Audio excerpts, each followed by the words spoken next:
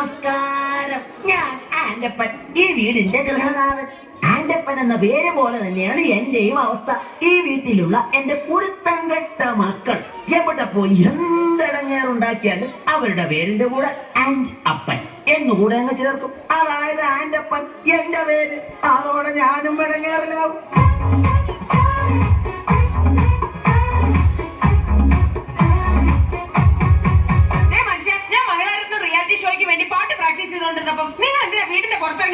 ഞാൻ പുറത്തിറങ്ങി നിന്നില്ലെങ്കിലേ നാട്ടുകാരെ വിചാരിക്കും ഞാൻ നിന്നെ പിടിച്ച് തല്ലിയിട്ട് നീ കിടന്ന് കരയുകയാണെന്ന്. നിങ്ങളെ ഇന്ന് ഞാൻ പാട്ട് മാത്രമല്ല, ഭരതനാട്യം, മോഹിനിയാട്ടം, കുച്ചിപ്പുടി, കഥകളി, ഓട്ടംതുള്ളൽ, മോണോ ആക്ട് ഇതിനൊക്കെ ഞാൻ പ്രാക്ടീസ് ചെയ്യുന്നുണ്ട്, അറിയാമോ?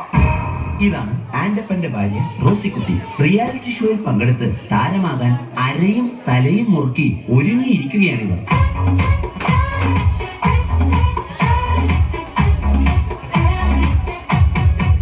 പ്രിയപ്പെട്ട അപ്പച്ചനും അമ്മച്ചിക്കും മൂത്ത മകൻ കാർത്തികൻ മാത്തുക്കുട്ടിയുടെ 1000 അഭിവാദനങ്ങൾ.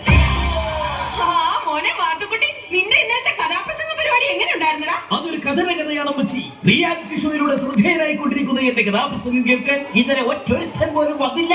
അയ്യോ, അതെന്താ? ഞാനാണ് കഥാപ്രസംഗം അവതരിപ്പിക്കാൻ വരുന്നതെന്ന് ആ കമ്മറ്റിക്കാരി പരസ്യം ചെയ്തില്ലാന്നേ. അവര് പരസ്യം ചെയ്തില്ലെങ്കിലും നീ വരുന്ന വിവരം എങ്ങനെയോ ലീക്കായിട്ടുണ്ട്. അതായിരിക്കും ആരും വരാത്തത്. അപ്പച്ച കണ്ടല്ലോ, ഇതാണ് ആൻഡപ്പന്റെ മൂത്ത മകൻ കാർത്തികൻ മാത്തുക്കുട്ടി. ഈ കുടുംബത്തിലെ മറ്റൊരു റിയാലിറ്റി താരം.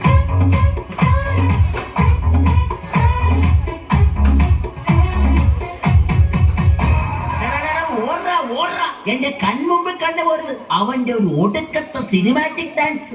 എന്താ അപ്പ ചെയ്ത്? അല്ല, അവൻ എങ്ങനെ ചെയ്തിട്ടാ? ഇന്ന് രാവിലെ ഞാൻ കുളിക്കാൻ കയറിയ നേരത്തെ ഇവൻ ഫയർ ഡാൻസിന്റെ റിഹേഴ്സൽ ആണെന്ന് പറഞ്ഞ് മണ്ണെണ്ണ വായിലെടുത്തിട്ട് തീ ഊതി. ഞാൻ അലക്കിട്ട് അതിന്റെ ആകെ കൂടെയുള്ള 2 മുണ്ടവൻ കത്തിച്ചു കളഞ്ഞ്. അറിയാമോ അതിന്? അപ്പൊ നിങ്ങൾ ഇപ്പൊ കൊടുത്തിരിക്കുന്നതോ? ദേ, ഇത് നിന്റെ അടിപ്പാവാടയാ.